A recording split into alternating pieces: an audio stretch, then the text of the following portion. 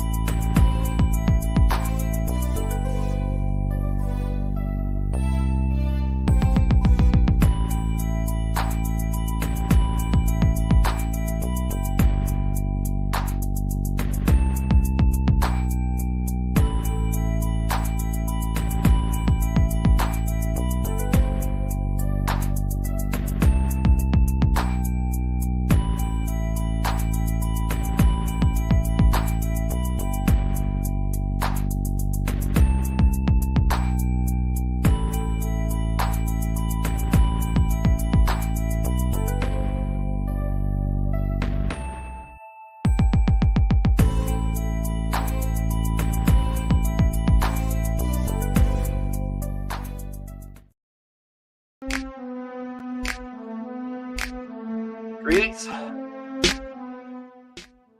Get this music turned down here. I'm Logan, the G.I. Joe game.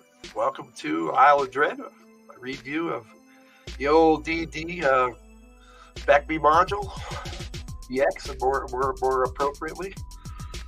Beckby was the update. A lot of Jeff D art there with that one, Victor. Let's bring that up there. I had left that up there. I didn't even notice. But that's okay.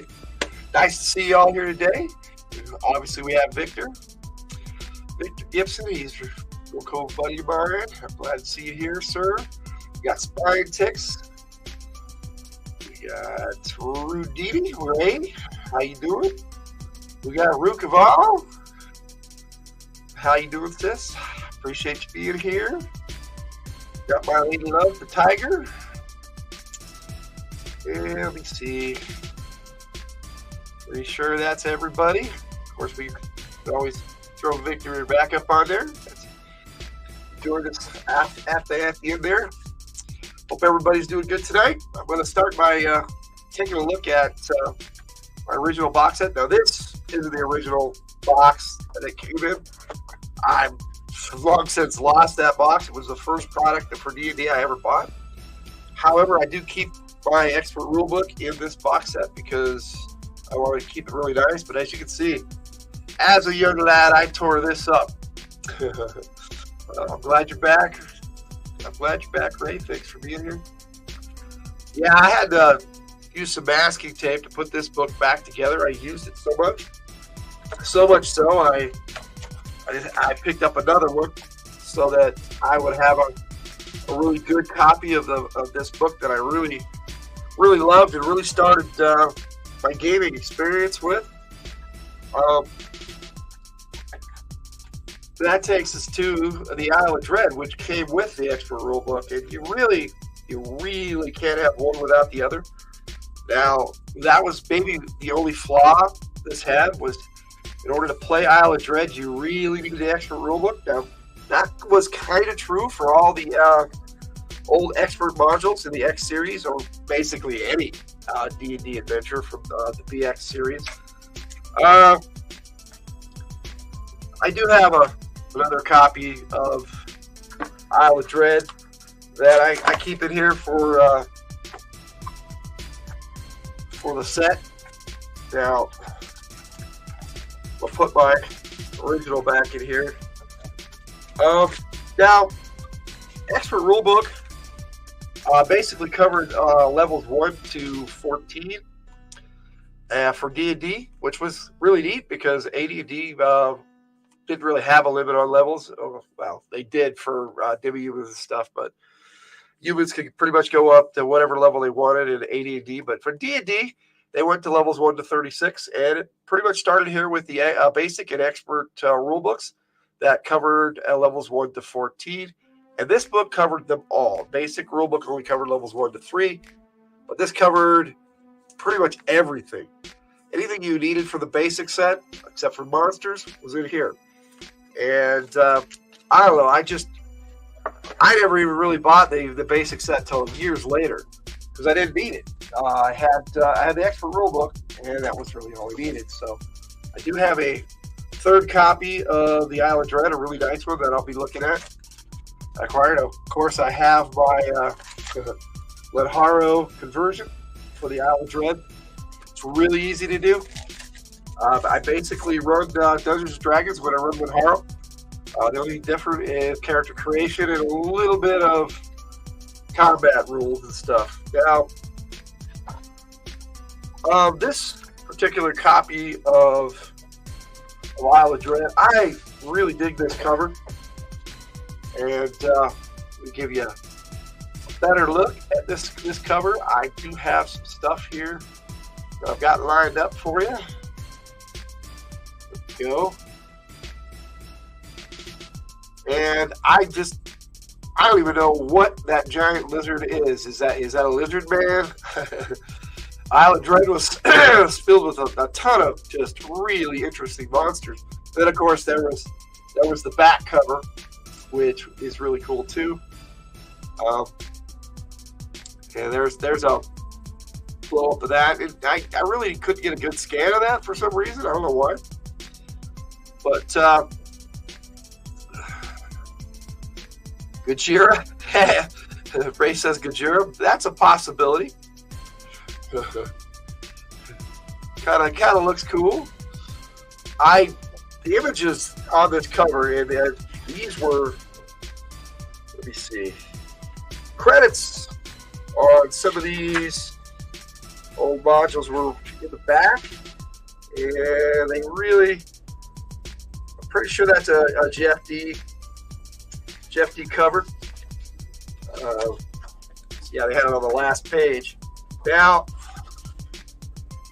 they have really cool maps on these modules. And let me make sure I'm doing that right, but I can't really see when I put it all the way up there.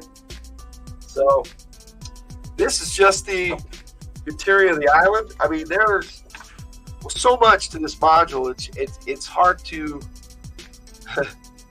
That was what a Terrascue is. No, that's a little bitty thing compared to a Terrascue, Tiger. But that's okay. One of my favorite pictures of this, and I will. Here's a better look at that main cover pic. And let me get rid of this so we can see things better.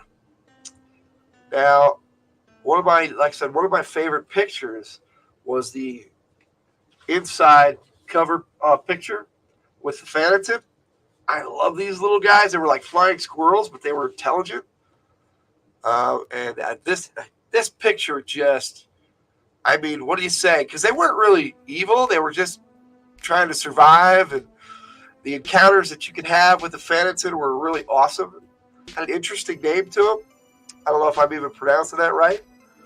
Oh, you meant Gojira was a Terrascue. Yeah, I think possibly. But I personally feel that Gojira or Godzilla could take a Terrascue in a heartbeat. But that's just me. I'm a big Godzilla fan, so we're going to be actually looking at some Godzilla movies next month on Fridays from the Hill, so that should be fun. Let's see. Victor says, I used to go to KB Hobbies for D&D modules. I miss those days. Me too, man. I love KB Hobbies. I went to that in a place called Busy Bee in the Inland Empire. That was really cool. I got a lot of this stuff at Busy Bee and at KB. Picked up my copy of Castle Amber at KB. I miss KB too, Tiger. Group popped in there. The Busy Bee was pretty cool, yes. If you're from California and the Inland Empire, you might know what I'm talking about. They went out of business years ago, though. Now, I'm going to read over some of this because that's what we do on a review. The Isle of Dread module requires information found in the D&D expert rules, which are a continuation of the D&D basic rules. Without a copy of both booklets, some sections of this module may be confusing. I love that wording. May be confusing.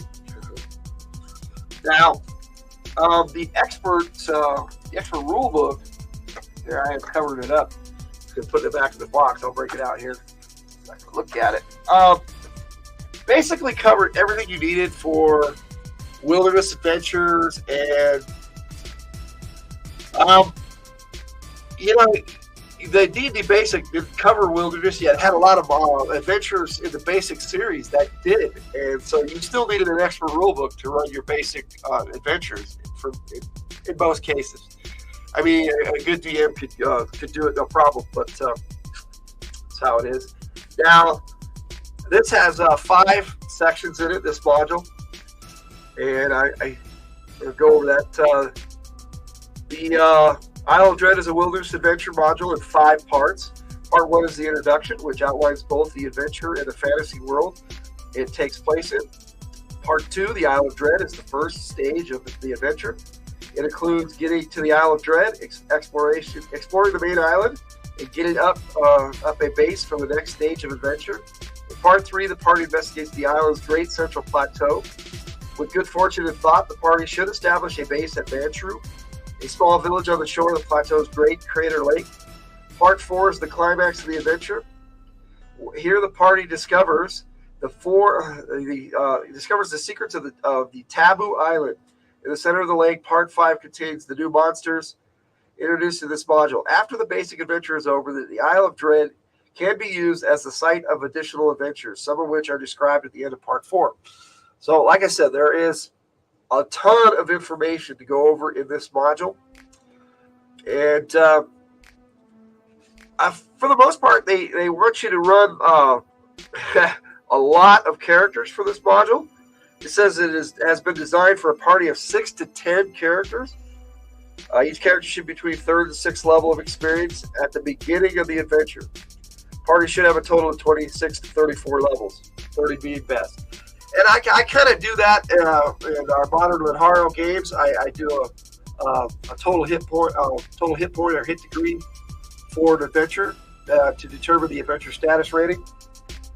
Now, see, that was the really good part about BX D&D or Beckley D&D was that you knew what level you were in based on whether it was a basic adventure, an expert adventure, companion adventure, or a master adventure. Which once they got Beckby all together, that was the 4 adventure levels. And for Lenharo, I kind of incorporated that with our adventure status rating, where we have basic, intermediate, advanced, and then epic. So a lot of this that was in this module and the expert rulebook itself has stuck with me for gaming. No matter where I go or what I do in gaming, I use a lot of what was in here. Now, this goes over it starts out with the land of the known world, and goes into a little bit of detail of that. And the map of the known world, I got one of these put up so I could take a look at it. Now, I actually had to put this together, so it wasn't very easy, and it doesn't really mesh together very well in the middle, but I did the best I could. This is actually out of the expert rulebook at the time. Now, this one actually might be out of the updated version of the adventure, which we'll be taking a look at here before this is done. And I actually I'm going to do a little bit of comparison between the two. So it goes over, like I said, the map of the continent, talks about the geography. Now, that's kind of how I set up adventures. What I call a legend, they call it introduction. To me, it's basically the same thing, but it gives you the background of your adventure. It talks about gives you a little key to the continent and all the areas on this map, which really, other than the archipelago down at the bottom, doesn't really have much to do with the adventure itself, which I thought was really cool and really interesting. For them to pack all this into this little, I'm pretty sure this was like a 32-page adventure, yeah. And they gave you so much more in so little space back in the older modules and stuff. And nowadays it seems like they give you less for more instead of more for less. All right. They also give you a little pronunciation guide right here. And I thought that was really cool to help you pronounce things properly as a dungeon master, or at least give you an idea of how things should be pronounced, and then you can pronounce it how you want. Gives you a little section on how to do weather and climate, which a lot of adventurers don't do. I don't even do that. I mean, I figure a good game master or referee should know how to do all that, and so I basically included that in my referee's guide. But they included it in here, which is cool, and it's in the expert rulebook. Definitely, they took just little pieces and made this adventure work so well with the expert rulebook. Like Keep on the Borderlands was to the basic set, this is to the expert set. Helps you, it teaches you to run a game and to play, and it's really cool. Let's see. We could play this module in this module Megalorly. We could, yes. I easily could convert it to AD&D. And Victor said, yeah, it seemed like those old modules were phone books worth of fun. Yes, sir. These are the yellow pages to the white pages, man. And if the younger guy, if people don't know what that is, then that's on them. But you just have some fun with it. Now, then it goes into part 2. It does this really cool background for the to get the players into the module. You find basically a captain's log, and I actually took they did a nice version of that in the update, and so I have that here, and that was what was read in the intro, and so I like the way they did that here. But in the original module, they had a pull-out section, the last page, and you could actually just add this to the players so that they could read it. It was pretty cool. And then on the back of it was a blank map of the island, so the players could actually, if you made a photocopy of this, you could actually let your players use this to map out the island as they explore it. Hex crawl is really what it was. It was one of the original hex crawls. As Keep on the Borderlands was basically your original sandbox, this is your original hex crawl. All right, Victor, we'll see you in a bit. Hopefully you'll be right back. Okay, now let's get some more into this really cool adventure. Now, I'm going to be honest with everybody. I have never fully read this book, and the reason for that is I always just played it and played through it as a teenager, and I've always wanted to play it as a player and not run it as a game master. I mean, I could run it, and if I did, I would read it all the way through before I ran it, because you got to familiarize yourself with every adventure you run. But I honestly would love it if somebody else would dungeon master this module for me, because this is my first. And there's something about your first adventure. Yes, I played Keep on the Borderlands first with a friend, but this was the first one I owned. So it has definitely stuck with me. Sith the DM, I don't know about that. He might want to. Could you play as an impartial PC? Yes, I could. Yes. Yeah, you'd have to watch GM Cody's games. I definitely, when I'm a player, I know, because as a game master, one of the things I dislike the most as a game master is to have other game masters in my group trying to tell me how to run the game as I run it. But I try to be patient even with them. DM, but also a PC. Yeah, that's a difficult task, because then you start running over your players, and I definitely try not to do that. Chappie takes out the Junga Sage. Yes, okay. Junga Sage. If you didn't watch our AD&D live play game on Tuesday, I want to go check that out. That one did really well, and I think people really enjoyed it. We had a great time. Sith Lordley was a part of that. Tiger was a part of that. We had Renee from Rascal Lucy and Kate the Serene in there from Narrative NDA is her new channel. I actually have that in the description. Yeah, I should anyway.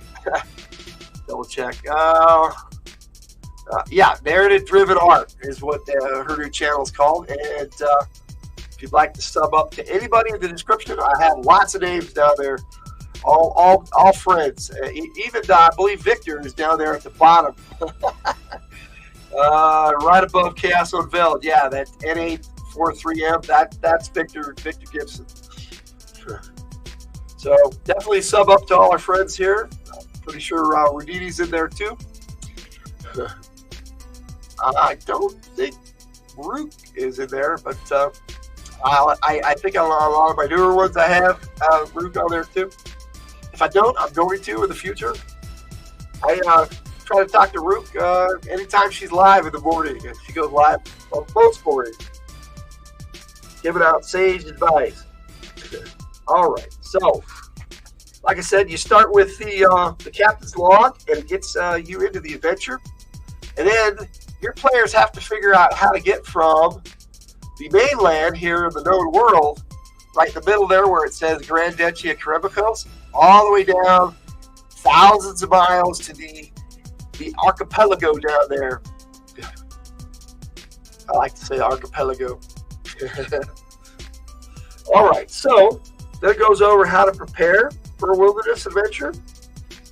Tells you to gives you all these key points in the preparation on how to get your players into the adventure right there.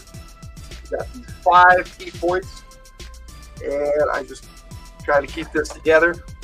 Even this really good copy, somebody removed the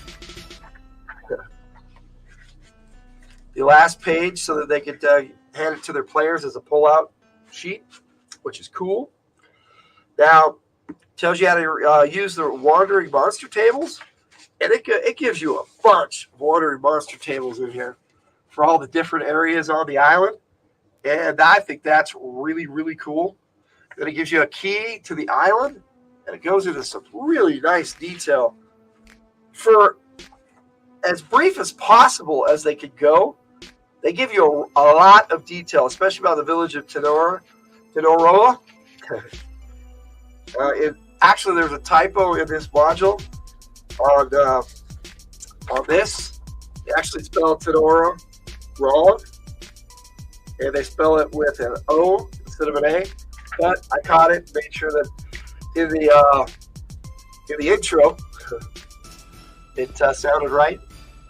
Oh, hey, Ruth, you're welcome. You deserve it. Let's see. Ray says, Wandering Monsters was my band in high school. Yeah, but then he says it's a lie. That would have been cool, though, wouldn't it, Ray? Wandering Monsters. We all do that. We go, yeah, that would be cool. And that's what it was. And then, no, it wasn't.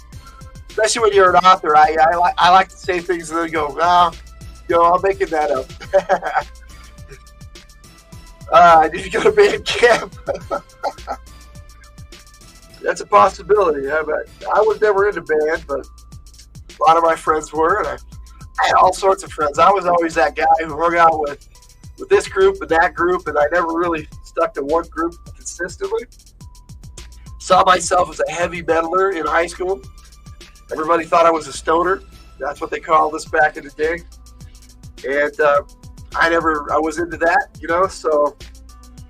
but I liked that way I dressed, and I loved heavy metal music, so that's what I kind of called myself. And Ray says, we didn't have a band, Kev. Wow. If I remember rightly, I think Ray is originally from Australia. I know he's from Florida now, but things are way different down under, I think. Now, like I said, it goes over the key areas on the island, and then it gives you some really neat stuff. Like, it gives you this Pirates Camp. It gives you a really good map of that. And let me see, I did not put the Pirate Camp map in here, but it was on the intro video, so people can check that out, because that intro video is already up. It has been for a little while, because I wanted to share that ahead of time so people could take a really good look at it. But I do have another video that I'm going to be playing in here that will be premiering in this video.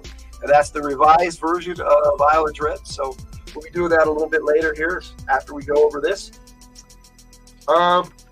So yeah, like I said, they have a Pirates Cave, a Pirates Camp, and then they have a Rakasta Camp, which is neat, and the Fanatics and Settlement. And you know what? I'm gonna bring up that map anyway for the Fanatics and Settlement. I based a lot of stuff off of this map, and I don't know why, but it just stuck with me, and I'm sure that you guys are laughing over something. Pirate Camp sounds fun. Too bad I hear geeky stuff happens. Let's see. Ray says, I played a tuba. That may have been painful and/or disturbing. Okay. Anyway, this is the Fanatics and Platforms map. Disturbing is probably where I get right. And I did a couple of these myself as a teenager. I picked up this module when it came out, this expert set in '83. Might even have come out a little earlier than that, but that's what I got. It was way early in '83, though. It was just after it had come out, not too long, maybe a year after it had been out. And I just played it to death, literally. So, but the Rakasta was something that really, really stuck with me as I was going. So, those Fanatics layers, I don't know why. You could put those all over the place on the island. Tiger's wondering why the tuba was because it was so big. Yeah, one of my kids tried a big instrument like that. I can't remember if it was tuba or something else. Tiger might remember. Anyway, I'll show off a couple more pics that they had of these Phanatons. I really dug these little creatures. Like I said, they were like flying squirrels. They could glide from place to place. But what really stuck with me was the Rakasta. They were catmen. And okay, yeah. The middle kid picked up the tuba. Was it red or was it Ben? Red's our youngest. But let's see. Yeah, it was Red who tried the tuba. Let me see. So the Rakasta, they had a couple of pics of them in the module, and I love the fact that they had catmen riding on saber-toothed tigers. And as a very young kid, I loved plastic dinosaurs. I grew out of them really fast, dinosaurs. I don't know why, but my favorite was always the saber-toothed tiger. And then there was this one, the Rakasta, like princess or queen. It's pretty cool. We got some comments jamming in here. Let's see. Ray says he played the trumpet. Hey, we need trombone players. Yeah, okay. We need a tuba player. Okay, I'm your Huckleberry. Yes, sir. That would have been me too. But I was never musically inclined. I love music, but I couldn't play it. I don't even sing very well. I don't sing bad, but I don't sing really well. Carrying it home was fun. Yes, sir. B did do the trombone. Okay. And Chappie's people. The cat people. Yes, sir. Love the Rakasta. I really did. And so I incorporated them in all my games afterwards. Before they did it, Basic D&D allowed you to play Catman as a player character race. I did that. And then when I met the Tiger, we did all the anime. It was really cool. There's some really neat artwork in this module, and I've got some pics I'm going to show you. Like, all of it was in the intro video, but they had what was called an Arania layer, or Arania, however you want to pronounce that. I might want to look at the pronunciation guide. And it was these intelligent spiders that had these really big heads.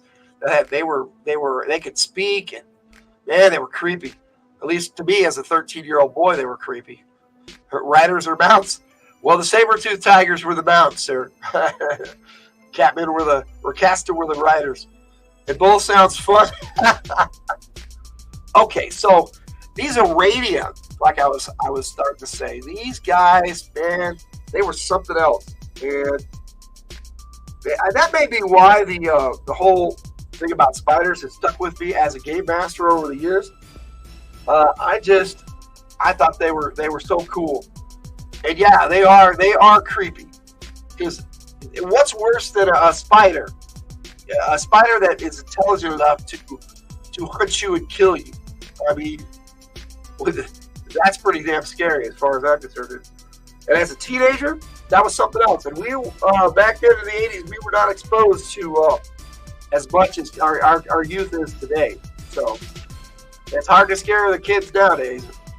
But when I can do it, I definitely scare my kids. I enjoy that. That's fun. Very similar to Shalem, and I think it was inspired by Shalem, Ray. Let me see. Moon Over Miami's channel, most of it is Spiders in the Wild. Yes, I've caught a few of his videos. He does some pretty cool stuff, too. Let's see here. Then I gave you all these different encounters, like you could run into natives, run into lizard men, run into gargoyles, pterodon, or pterodactyl, whatever you want to call it. I was going to check out the pronunciation guide and see if they had Arania and see how they wanted it pronounced. But, yep. And they have it as Arania. Yeah, Arania. So cool. Just so many neat monsters in this that were added just for this module. They had a rock, which, for those of you who don't know, is a mystical giant bird. A Dimetrodon. Dinosaur with a big fin on its back. Really cool stuff. Ogre's Lair, Ankylosaurus, Boat of the Green Dragon. So they gotta have a dragon who dodges dragons, right? Like the Spanish word for spider. Yes, Ray. And yes, it does look crazy, Rook. But this adventure, that's what it was. It was definitely something out of my comfort zone, and it hooked me. It hooked me on D&D and role playing in general for my whole life. Let's see. They don't just have troglodytes in here. They have the lair of the wretched troglodytes. They have Plesiosaurus, sea dragon. So they got two dragons in here, but the sea dragon's a little different.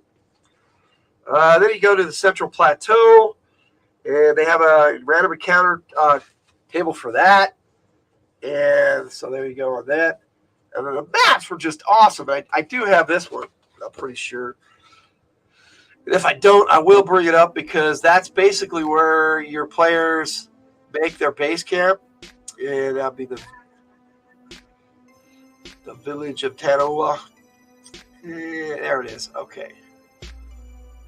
What we got going on in the chat, the Tiger's laughing about. I can hear it through the door here. Even troglodytes have wretched troglodytes. Yes, sir. All right, so let's take a look here. And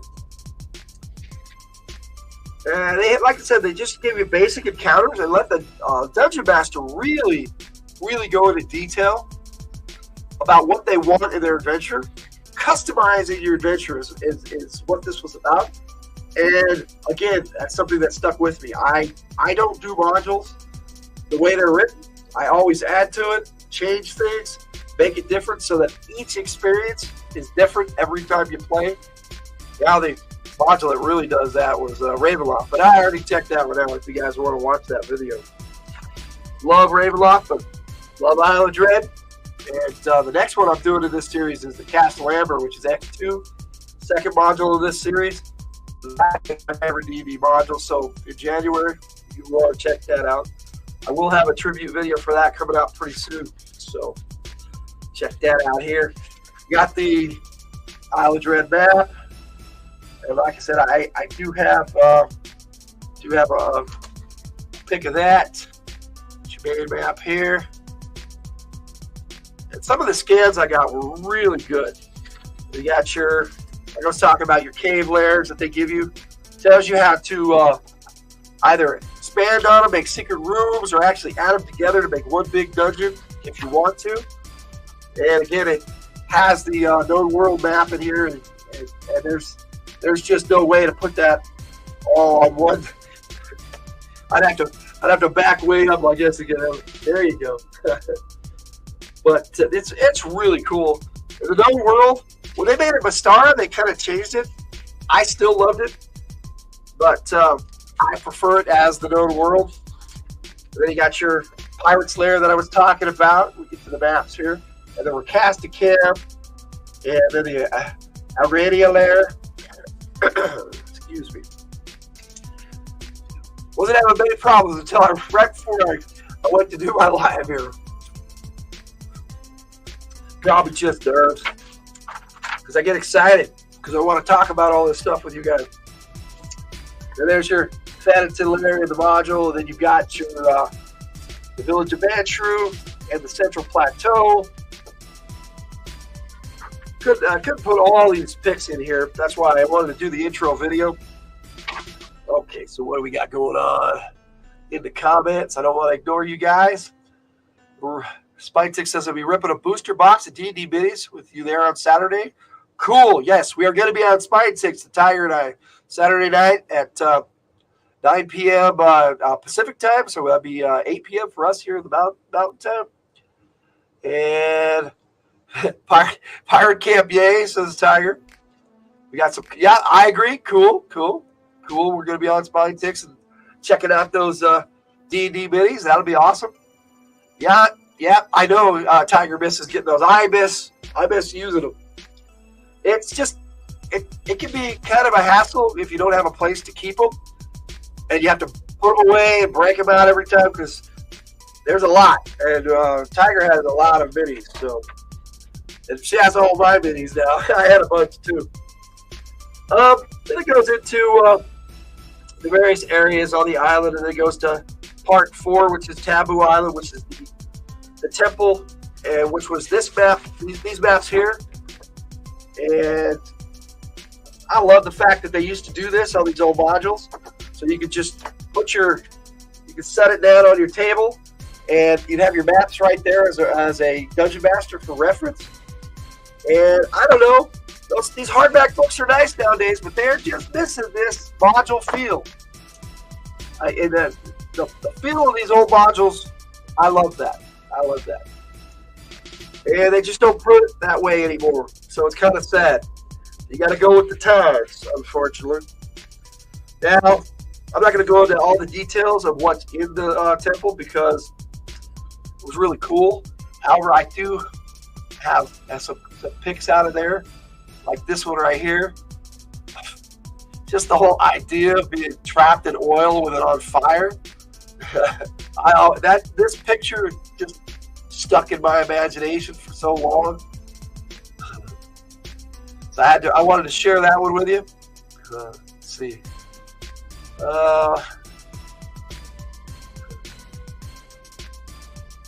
Thank you, Ray. 11 p.m. to 5 a.m. Eastern. Generally, that's about how long it goes. Only about 3 hours. Let's not talk 6 hours, right? For Spine Ticks. Sith Lordly says he'll be ripping weekly.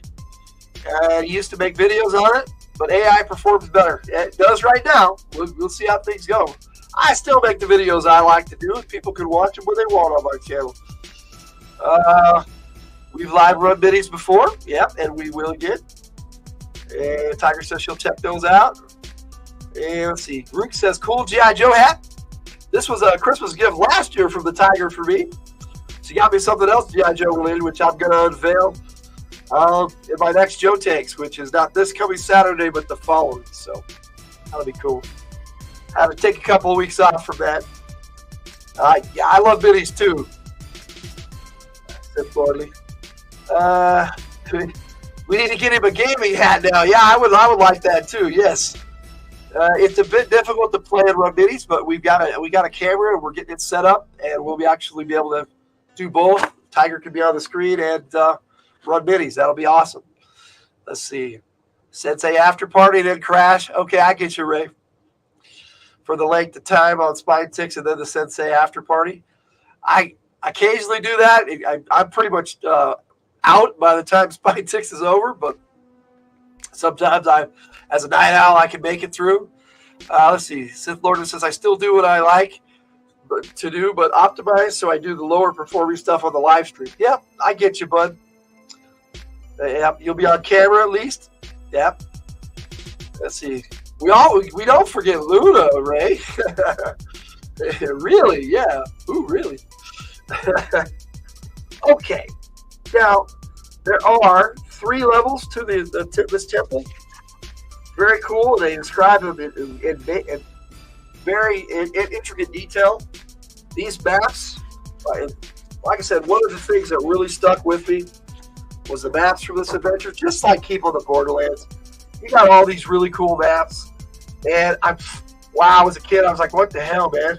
What am I supposed to do with that? But I interpreted the best I could. But these ones over here, whether part of it was underwater, and you just really, really enjoy these maps. And a lot of it doesn't get produced as, I don't know, it doesn't have that same feel to it. Greetings, Erica's Wacky World. Welcome to our live stream. We appreciate you being here. Everybody saying hi to you. All right, so that would finally take us to further adventures on the Isle of Dread. They give you a little ideas on how to create your own adventures. They give you one for Destroy the Zombie Master, Map the Island, the Dinosaur Hunt, Exterminate the Pirates, because everything's better with pirates, right? Let's see, Bring It Back Alive, Soak of Treasure, 6 different adventures to add on to what's already here. And then it gives you a chart on how to create human encounters like natives and stuff like that. I don't know if we're going to rescue the zombies, but let me see. Rue likes to add little extra letters all the time. Yes. All right. Let me see here. And it gives you a couple of wandering monster tables for the natives over here, which is really neat. And then also goes into detail on the leaders of these native tribes, man. It's kind of cool. Gives you three matriarchs and 3 tribal war leaders. So 3 guys, 3 girls. Kind of cool. Then there's your credits. Design is by David Cook and Tom Baldwin. 2 of D&D's best and brightest, right there with Gygax, I think, in my opinion. And then it details a bunch of new monsters. And let me see. Got your Arania. Let's see. What we got going on in the chat here? It's okay. I give them back occasionally. Okay. You got your Arania like I showed earlier. And then in the module, like I said, most of them don't have pigs. They have a Copru, which is something that I had no idea what a Copru was, but it was pretty cool. And that one and the Plesiosaurus is the other one they have really good pictures of in this module. And I'll show you those. Here's the Copru, which is kind of like a fish person, but kind of mixed with an octopus on the mouth. So sort of like a mind flare merman. Kind of cool. Of course, you got your Plesiosaur. Awesome. The artwork in this was just great. And yeah, it is kind of freaky and ugly. I agree. But they also added to this what was in the expert rulebook, because they had dinosaurs they added to the expert rulebook. You're definitely welcome to be here, Erica's Wacky World. We like new people, and we enjoy having you here. And it is Lovecraftian for the Copru, and the Plesiosaur is definitely a Bessie. That's what I think. Yeah, ran into something ugly. Yep. So they added an Allosaurus, Ankylosaurus, a Brontosaurus, Dimetrodon, or however you want to, Dimetrodon, however you want to pronounce that. Let me see. The Megatherium, which is a giant sloth. Got your Phanatons in here. Let's see, Plesiosaur. Those are all your dinosaurs. Oh, Trachodon, a duck-billed dinosaur. Yeah. But then they also added the Ricasta, which is your Catman. Ferocos, Swordbeak, which is a flightless bird with a sharp beak. That looks like an ostrich, that has this really big beak that it can like catch up with. It's really nasty. Its pronouns are ugly. It's a Celtic Frost album. Yep. Okay, like I said, they have your Phanatan in here. Megatherium, like I said, giant sloth. You got your Grangiri, which is a cross between a hornless rhinoceri and a giraffe. Kind of weird stuff. I wish they had a picture of that one. Giant elk is in here. So they had some normal animals and stuff, and then they have your Arania. Man, I really enjoy this one. A lot of people compare this to King Kong, and I get the comparison, but at the same time, it's like there's no giant ape in here. I mean, you could put one. There is a village that has a wall beyond to keep you from the island, so it has the same basic idea. So I understand that one. But that's going to take us to let me shut this music off here for a second, because we'll do some little change up here. When they revised the Isle of Dread, and I definitely want to take a look at the 2 books together and compare them, but we'll start by just taking a look at the revised edition, and I have an intro video for, well, a tribute video for that. So here you go.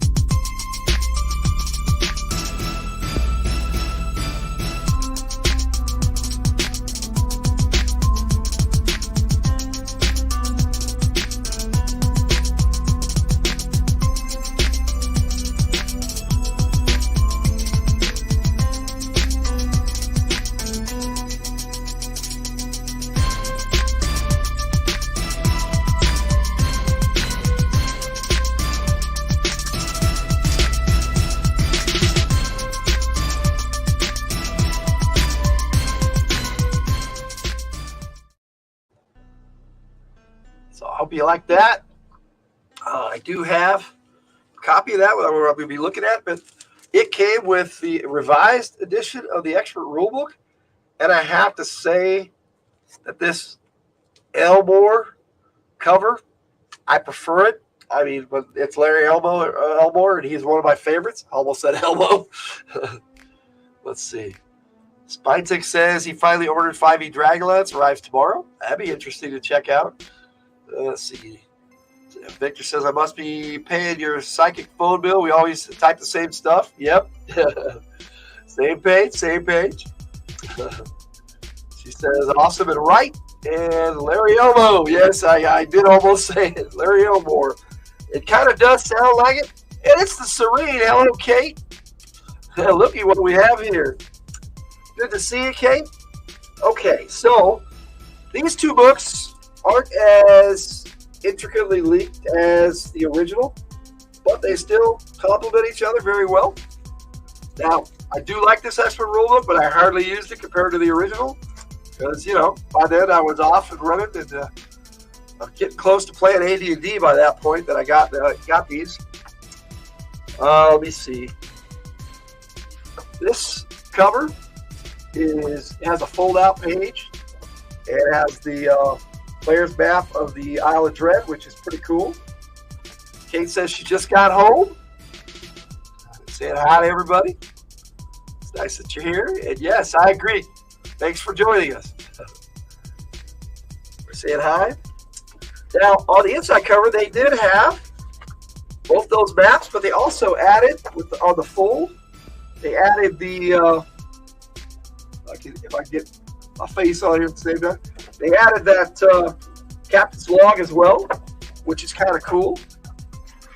Now, it was cleaned up and it was nicer, but I still prefer the original, probably because of nostalgia. But they cut out some things that I wasn't really happy with.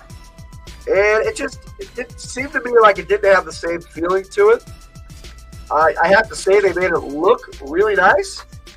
I mean, you know, they put it together super well. And it's basically the same module. I mean, have some really good art and wandering monster tables. And I do have some art for it that I brought up to show you. And I wanted to do some comparisons of the art too. Let me see. I definitely did this one because the T-Rex. And no matter what I did, my scan just came out blurry. I don't know why. Whatever. And that's just life. This one, it won't take as long to go over because it's, like I said, it's roughly the same adventure.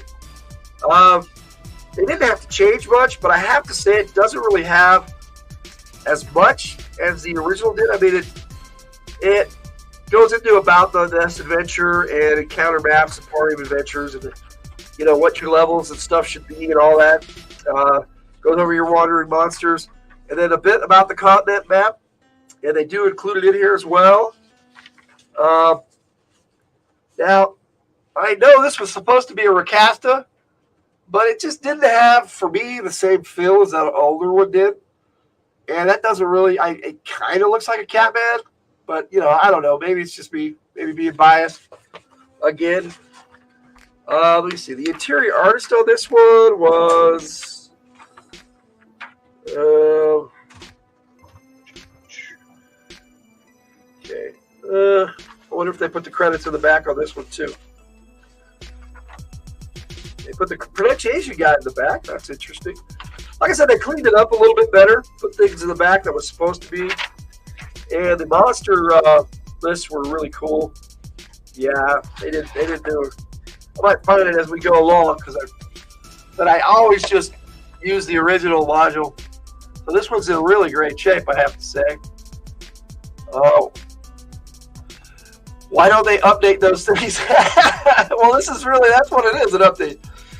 Victor says, I don't get scanners, but can always find a use for one. Yeah. A lot of times I'll just clip from a PDF, and it's a lot easier to do that than actually scan again. But they had all the same maps, but they updated them and made them look nice. But this one was pretty much the same. And I do have both of those. I was going to... this is the one from the original, and then this is the update, which I definitely wanted to take a look at those. And then here's your original cover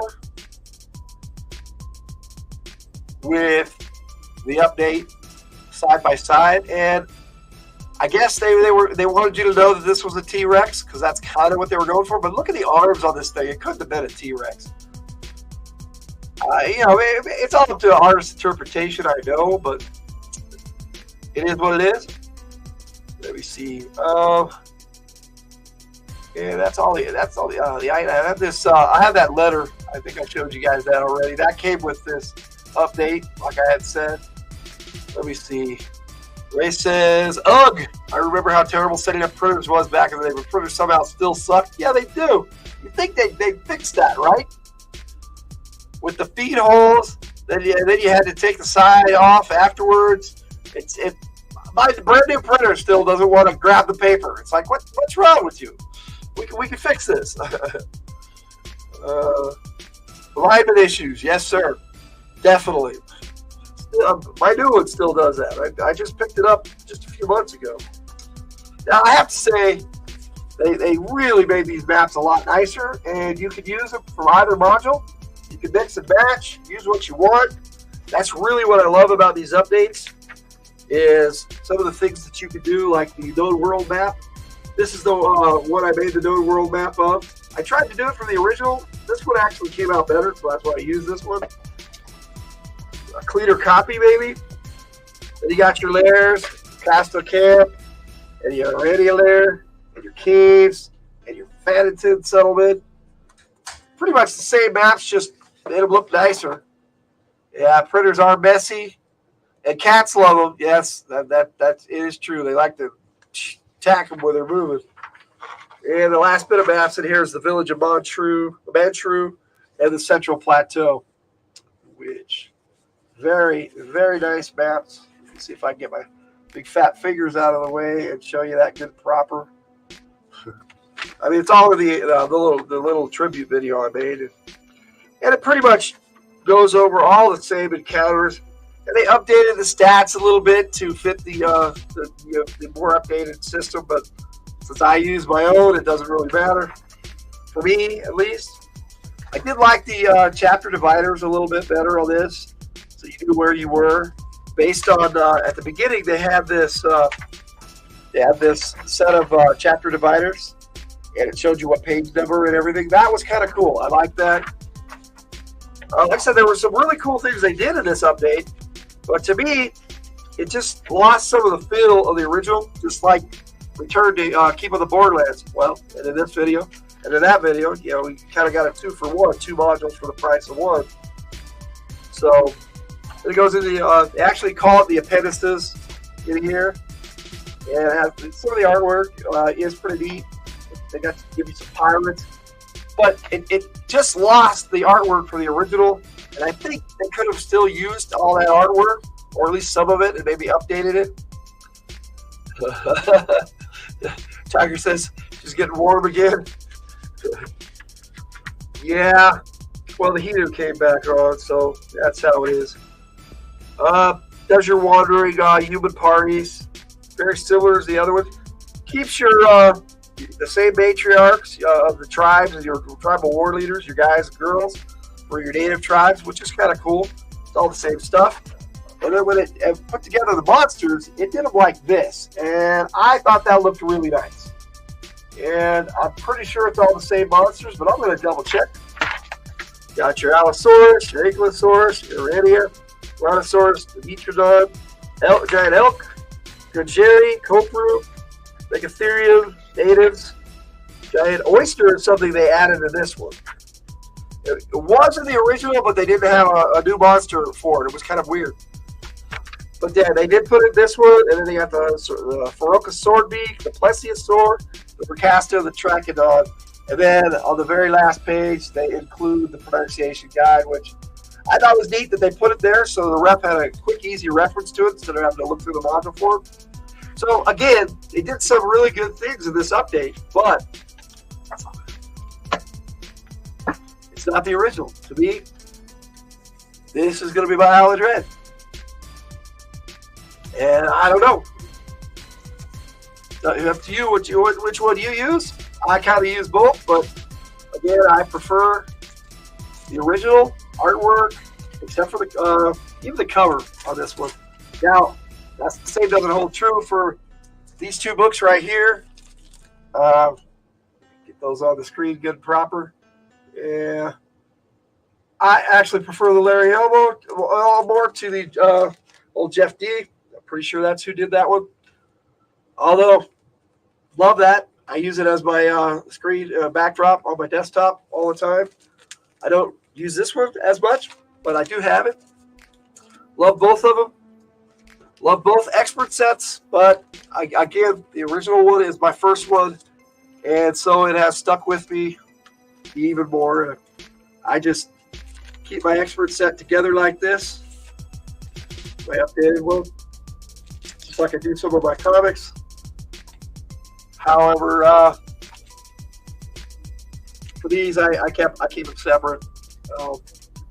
Well, for the main point is this one actually, this is my third copy, and I keep it with my expert module series. Did the same with Keep on the Borderland, but I only have 2 of those. One for the box set and one for my bookcase. Well, if you have any questions about Isle of Dread, now would be the time to shoot them at me. But that kind of gets us to the end of the video here for the most part. Let's see. All words are sexy. What did I miss here, guys? Read that with a different meaning. Yeah, that's kind of why I didn't say hot. They're Sith Lordly. Yeah, sure you guys did. Victor even said yep. Yeah, see, I was thinking racist. I was thinking what was sexy about what he said. Okay. According to Tiger, all my words are sexy. I hope that's only true for her. Some secret code? Yes, we all have secret codes. When we play? Yes, when we play. I do not have Castle Zagzig, Victor. I think I might have a PDF of it somewhere, but I've never really got into it. Which would be Gygax's version of his original Super module, Castle Greyhawk, which where they actually did it in TSR, it wasn't Gygax Vision. I still like that module. I may take a look at it someday. But Castle Zagzig, if I get a copy of it, I would like to look at it. Cool Gamer's back. Hey, buddy.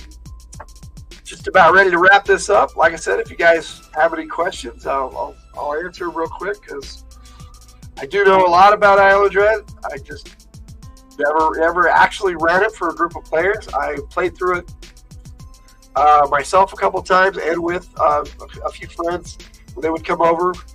We didn't really have a dungeon master, and we would just play what was there.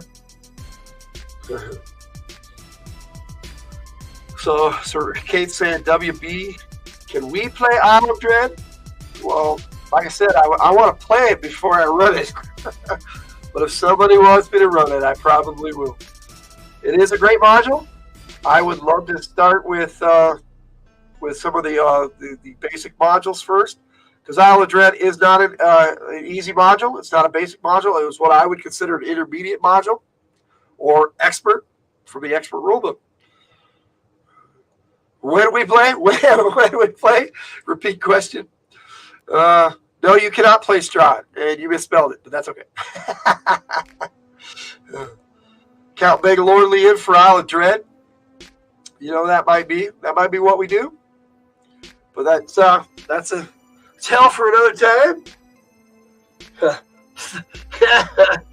Give me the raspberry.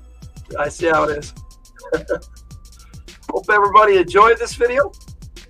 I'll stick on here a little bit, see if anybody wants to ask some questions or chat a little bit. But for the most part, that's my take on Isle of Dread, my review. I hope you enjoyed it. And you are welcome, Victor. Thank you for being here, sir. It's not one of my secret codes. Nope. She just gave me a raspberry. I think that one's pretty straightforward. So she dropped the H. Yeah. You're welcome, Kate. I appreciate you being here too. Appreciate all my friends being here. Everybody watching through the replay, I appreciate you checking the video out. I hope it's informative. I hope it gets people to. If you don't have a PDF copy or a hard copy, go get one.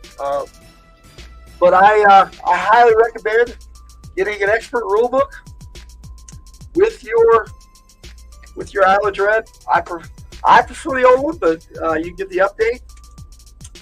Just as good, just as nice. Still by Malvin and Cook. Now, the update here, let me look at this real quick, because I'm pretty sure Malvin took the reins and did this one mainly by himself. But they were notorious for putting the credits in weird places, if they gave you credits at all. And a lot of times they did not. And this one, it doesn't really look like they do. They just say by Gary Gygax and Larry Elmore, but this is an updated version of, okay, this was Frank Mentzer. He did the preface. So Frank Mentzer is the one who took it over and did the Beckbeat series and used the BX to create his updated version of Basic, which was awesome. I did a video on there. And I did a video on just D&D in general, and had a lot of fun with that. So, again, hope you guys enjoyed this. Let's see. Involves a tongue. Okay, well, we'll skip that. It's just Spinetix, Sith Lord says, I also have Isle of Dread. I won't reread it in case you run it. Okay. You want to play again? Yeah, well, we'll be doing that. Like I said, I ran an AD&D game. I've been talking to Sith Lordly about running a quarterly AD&D game on his channel. We'll see if that works out. I wouldn't mind doing that. I prefer running Lid Harrow because I prefer it as a game system. But as Sith Lordly pointed out, AD&D and D&D, Dungeons & Dragons itself, is more recognizable. Some of what they're doing with it, the company who runs it now, to me, it's just not TSR. It's not what it was. Now, TSR had their own issues and their own problems, but it was still a better product, in my opinion. So we have to start to keep on that to keep of the borderland, catch that boat to the Isle of Dread. Yeah, that might be how we do it. Start at the beginning of the campaign, but I like to change things, and I would run it out of Lenharo, and I actually have incorporated a lot of these adventures into Lenharo, including Keep on the Borderlands and Isle of Dread. So I've never actually run Isle of Dread in Lenharo, but that would be cool. I'd really love to figure out where I'd put that. Probably down in the realms of the South. Sounds like the best place to put it. Keep on the Borderlands is a basic adventure, levels 1 to 3 for D&D.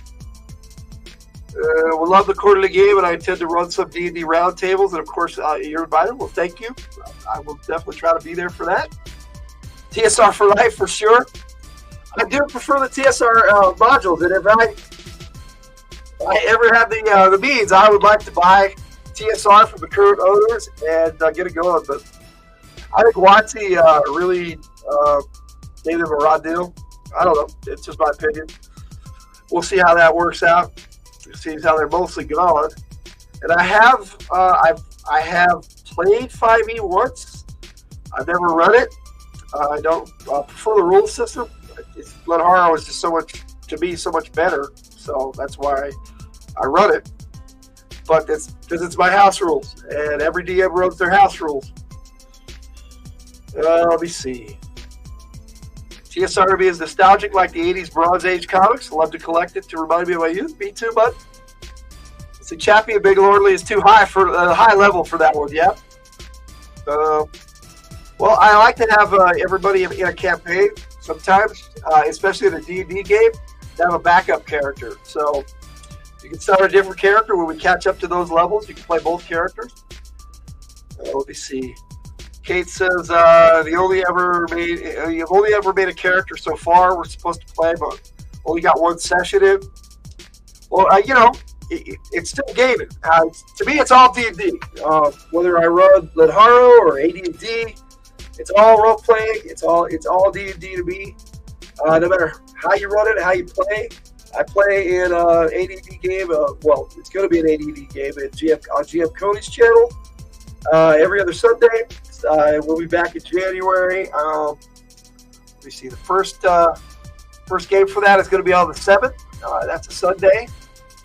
That'll be 6 p.m. Mountain Time on GM Cody's channel. So for him, 7 o'clock because he's Central. Let me see. Kate says, say I'm enjoying Baldur's Gate 3. I've seen it. It looks really cool. My oldest boy, Jake, he plays that sometimes.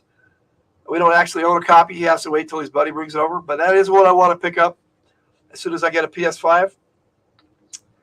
Let me see. Enjoy the 5e.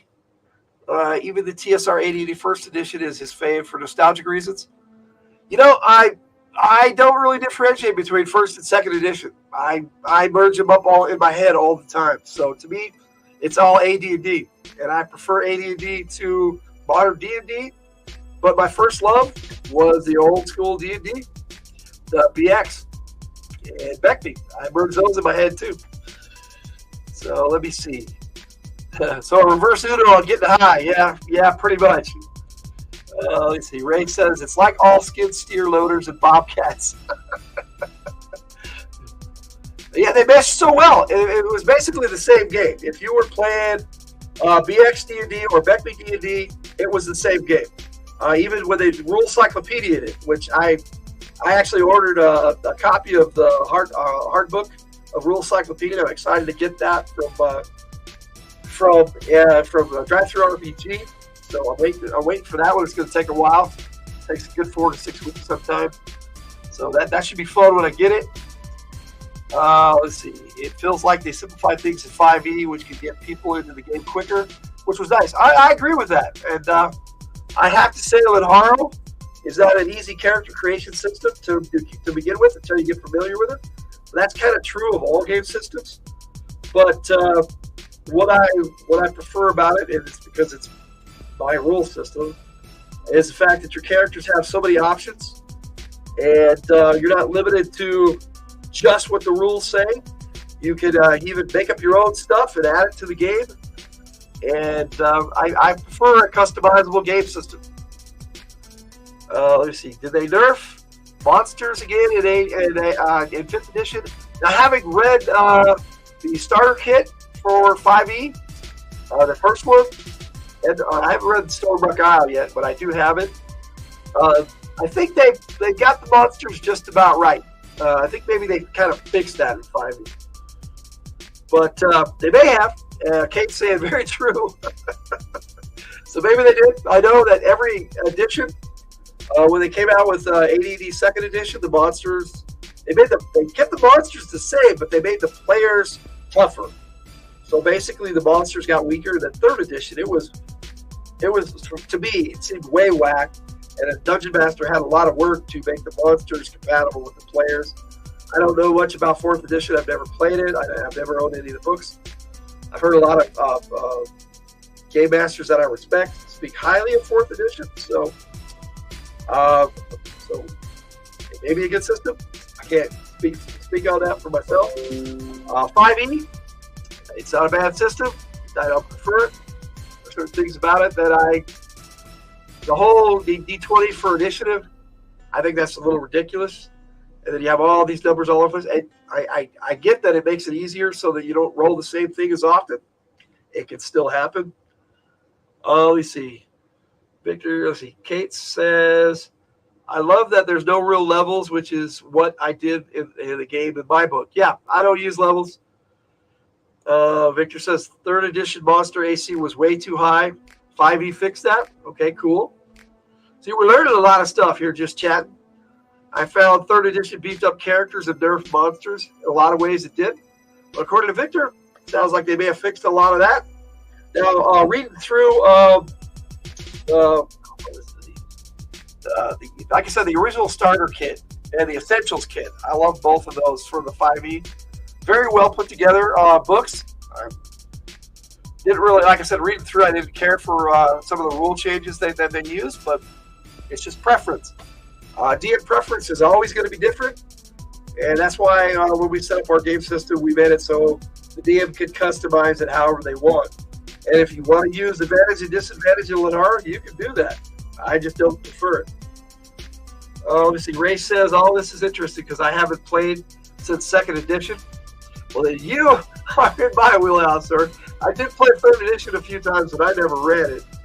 Let's see. I enjoy reading the lore in the books. I do too.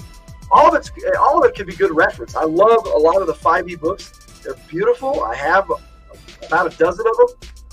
I like to look at. I don't have the core rule system because I'm never going to play it, so I didn't see a need to actually put money out that I didn't have on those at the time. If I ever have more money than brains, I'll probably pick it up.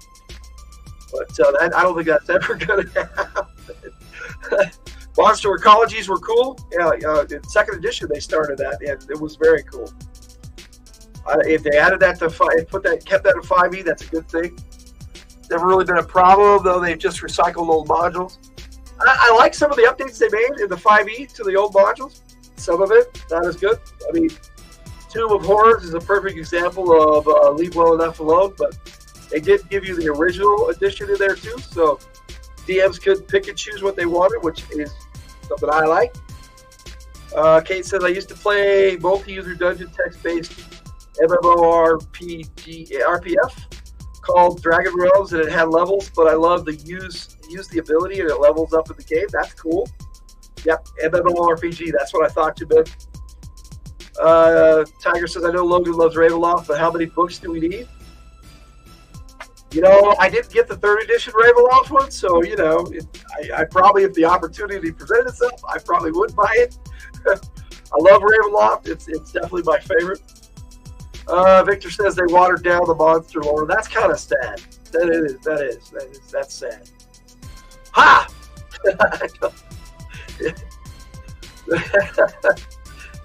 I love hanging out with you guys. You guys make me laugh. I hope I make you laugh. Hope you guys definitely had a good time. But I think I'm going to sign out here and say goodbye to everybody. And definitely appreciate you being here. And on that note, we'll log it out. Good night, everybody.